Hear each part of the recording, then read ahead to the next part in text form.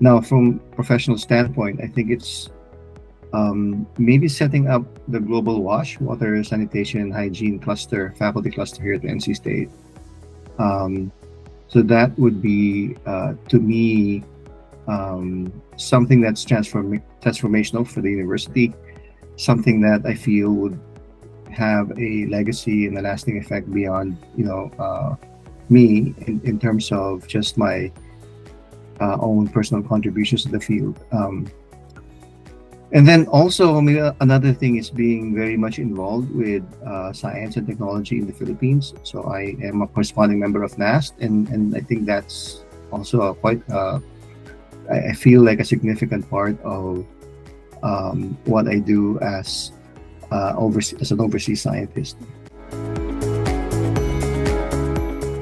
There are context issues, and every place is different. And then there's also like the inherent issues in being a scientist, where there's a lot of uncertainty in terms of funding, in terms of resources, in terms of also just the enterprise of science. You don't know if what you do in research is going to result in something significant or positive results. So it's really a trial and error kind of thing.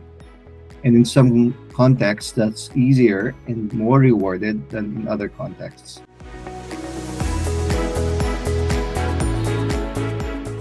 I am familiar with a few programs, particularly in UP, Ateneo, and LaSalle. A little bit with the SCUs, the state colleges and universities. So in UP at least, there are some incentives. So let's start with incentives for scientists, right? Because at the end of the day, scientists are, they pursue a career because they want to be in that field, but also they feel like it's going to be a rewarding experience. And that reward can be in terms of, personal rewards, whether it's, sueldo or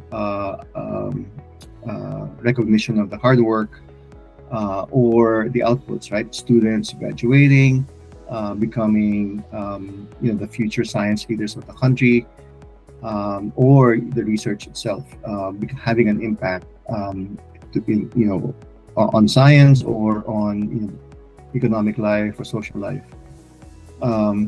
So the incentives, for example, in UP, there are some structural incentives. So, for example, if you publish a paper in an international journal that's accepted, that has accepted in the SCI or the Web of Science, it has an impact factor, then there are financial incentives for that. There are also award systems, within UP for academics, whether it's professorial chairs or lectureships, promotion. Obviously, in UP, it's a little bit more quantified how you move from step to step, in terms of the rankings as, in terms of your career. And then from DOST, you have awards for papers, for research, outstanding young scientists, and so on. So there are also those reward structures. In Ateneo, same thing. And then in LaSalle, highly supported and incentivized. So I think in those major universities, I would say also in the SCUs, right? So everywhere you go, there's an incentive for production. Maybe the base incentive is really, if you think about it, in the context of the Philippines, it is pay, right? It is your regular pay. And if you compare what you would make, for example, in industry versus at the university, the salary standardization has made that a little bit more competitive, but I bet you still would get paid more if you worked in industry, right? So there are other rewards within the university system that make up for that, including love for teaching, love for mentoring, love for seeing students become better and graduate. As far as, and I think you're asking about scientists in the Philippines, right? Or for example, Yes, there are programs for balik scientists. Yes, from the So the UST has the balik scientist program, and I think that's more of an incentive for people who are based overseas to go and spend a short time or even sometimes a long time in the Philippines to help again build the infrastructure.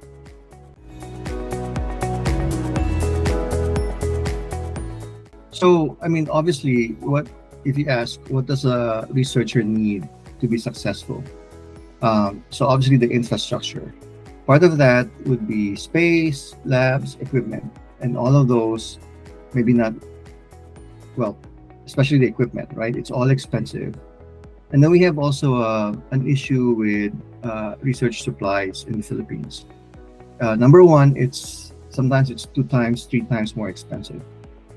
For the same amount of money that you can buy it, some other place. For example, in the U.S., it's actually more expensive in the Philippines. In fact, sometimes it's twice as expensive, and I think that has to do with supply chains and who gets to import, certain equipment. Kasi, I guess may profit margin every step of the way. So pagdating sa'yo, what used to be maybe, let's say, $5,000 in the US, the equivalent of $10,000 in the Philippines. I think that's the first thing is, so infrastructure, right? So lab, equipment, supplies, and we have an issue with the supply chain.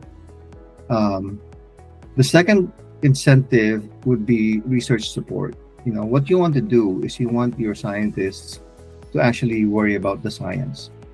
Right? Worry about the research, worry about mentoring young scientists, and not have to worry about all the other things that go into the enterprise of science. So, for example, you might have things like procurement. We talked about that. Pre-award and then post-award management. So, if you write a research proposal, you want the scientist, the researcher, to just focus on writing the research proposal, putting the best ideas together, putting the best people together so that you can move the science forward. But then if you have to deal with all the paperwork, all the red tape associated with proposal preparation and so on, then it becomes a burden on the scientist, right? So now not only do you have to be a scientist, you have to be a manager, you have to know people, right? You have to have connections, and then it becomes more less of a it's inefficient, number one, and then it becomes more of a barrier. You want your processes streamlined so that everybody knows how to apply for a grant, how grants are processed, how grants are approved. Even before that, where to apply for grants, how to identify those opportunities, how to put pieces of the infrastructure together, meaning who is going to fund. Maybe it's industry, maybe it's the OST, maybe it's private foundations, right? Maybe Philippine government, maybe local government, local industry. So how do you put all of the funders with the researchers with all the other ingredients together? And so as a researcher, you don't have to manage that yourself. In other words, I'm not thinking about, okay, I have to think of all the different companies, sino kakilala ko doon, how do I connect them, how do I contact them, right? There should be a way of streamlining that so that I'm a company, I'm an industry that needs scientific input, to be successful. I have a need, I need experts. How do I match with the experts? And then how do I make that process valuable and worth it for everybody? So how do I make it efficient? How do I make it streamlined? And then now I write the proposal, right? Who's going to review it? How is it going to be funded? In a way, it's like a chicken and egg problem, right? Because we don't have a critical mass in the Philippines of researchers who can actually review specific research grants or proposals. So then it becomes less of the quality of the science, and it becomes more of, oh, I trust this person, and because they're from UP, so yeah, they're gonna get the money, or right. So it's less professional that way, and then also how fast things can happen. I've heard of stories. Well, actually, I've been part of some research grants with collaborators in the Philippines where they say, oh, we got the money. The grant is for 3 years. We got the money in the third year. And basically, kailangan namin umutang to buy the supplies for the first 2 years to get things going, because the equipment or the money, got approved, late in the game, and so it's just inefficiency, right? And again, it's like you're battling so many different things instead of just focusing on doing the work.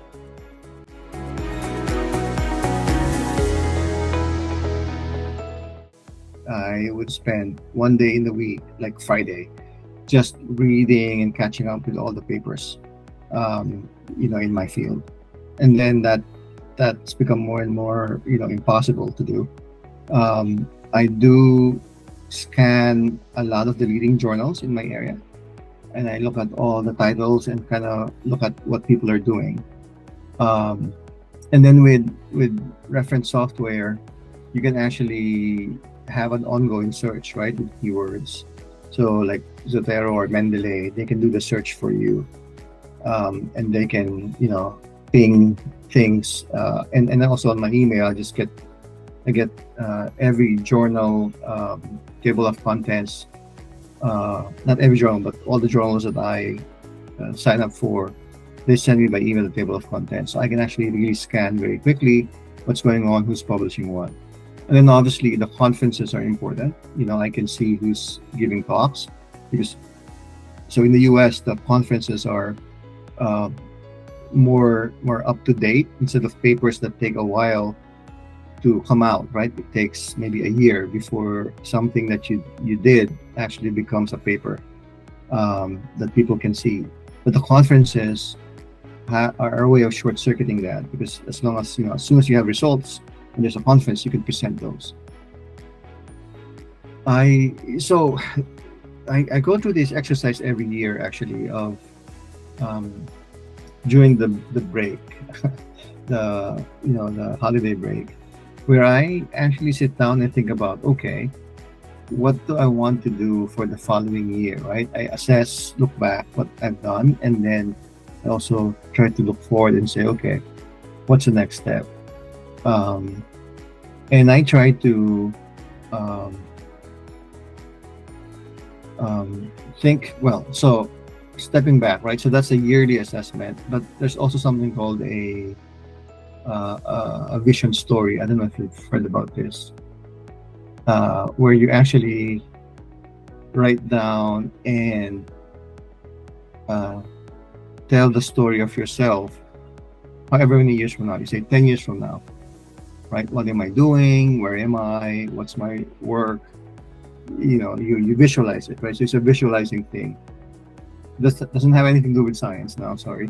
It's just a thing where I learned how to, okay, let me write down the story 10 years from now. What am I doing, and what are the kinds of things that I'm working on. And you can do this every, whatever, 5 years, 10 years. And so from that, you've got the big questions, right?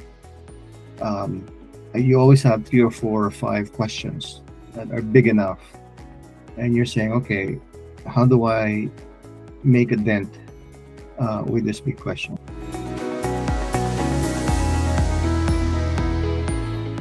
So I think the assumption maybe behind the question is that there's a conflict, right, between environmental protection and economic development. And I think more and more we're realizing that conflict doesn't have to be there, right? So the definition of sustainability, for example, is it's 3 prongs. Maybe you know this, right? It's environmental, right? The environment, economic, and equity. So so that's, so if you think about that, that's the environment, the the economic side, that it's actually makes good business sense, and then that it works for all people, right? And maybe you can even say it works for people who need it the most, right? So those are the 3 legs of sustainability. So in that concept, they're not necessarily in conflict. I think it becomes in conflict when you think of, oh, I've got to, yeah, I would say that's an extractive mindset. Like, oh, if I have to increase my mining operations and destroy the mountainside, if I have to do logging and destroy the forest, right? That's a very extractive mindset. But if I can think about, well, actually, if you are planting trees or doing something else, that might actually be more economically beneficial, right? And not just for you, big giant corporations, but actually people who can be involved, right, in the community. So I think there is a win-win there, right? Um, you think about energy. The argument in the U.S. for a long time was, well, we can't shut down coal plants because that's going to hurt, the coal industry and the people who depend on it, the coal miners. Well, the reality is, renewable energy actually now employs more people. So there's a lot of potential there, right? And so you're doing well for the environment and climate change, but you're also benefiting the economy. Um, Same thing with something like wastewater treatment. We can protect and our water environment and protect public health, but also think about it as a way of actually involving our community in water sector jobs. So it can be a win-win. And if we do it correctly, we can actually make money out of it and do well, right? So I think we this mindset that it's extractive, again, that's kind of like an old style capitalism that I think we need to rethink.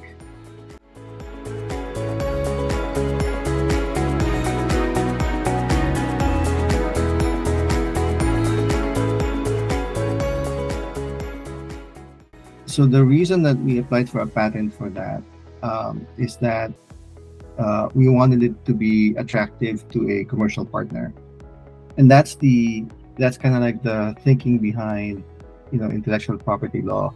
That if you can, again, that's in terms of incentives, right? If you're an inventor and you invented something, the incentive for you to keep inventing these things is that eventually somebody will buy the technology, commercialize it, right? You can do it yourself, or in my case, we didn't want to do it because I didn't have time for it. I was hoping that there's going to be a company that can commercialize it, and so that it will do the greatest good, right? And for that to happen, they have to be protected from a little bit, from the competition, right? Because somebody can just copy it, and then they don't have a competitive advantage. So the funding for that project was from the Gates Foundation, and that was one of the reasons also that we did it, because it's one of their um, uh, rules, if you will, right? We got to patent it, so it's attractive to commercial partners. So we're still looking for a commercial partner. So that's the way that the IP is thought of, right? It's protecting the inventor, and when you do that, you incentivize again people, coming up with better solutions. And if your solution is better, you should be able to, commercialize that, maybe benefit from that, make money out of that. Now, obviously, the other side of it is if it were open, right, open access, and again, they call it, I forget now, IP by CC, but anyway, it's commons, right? Again, if it's something that's open, then people can take advantage of it and just copy it and then use it. And I see both sides as possible ways forward.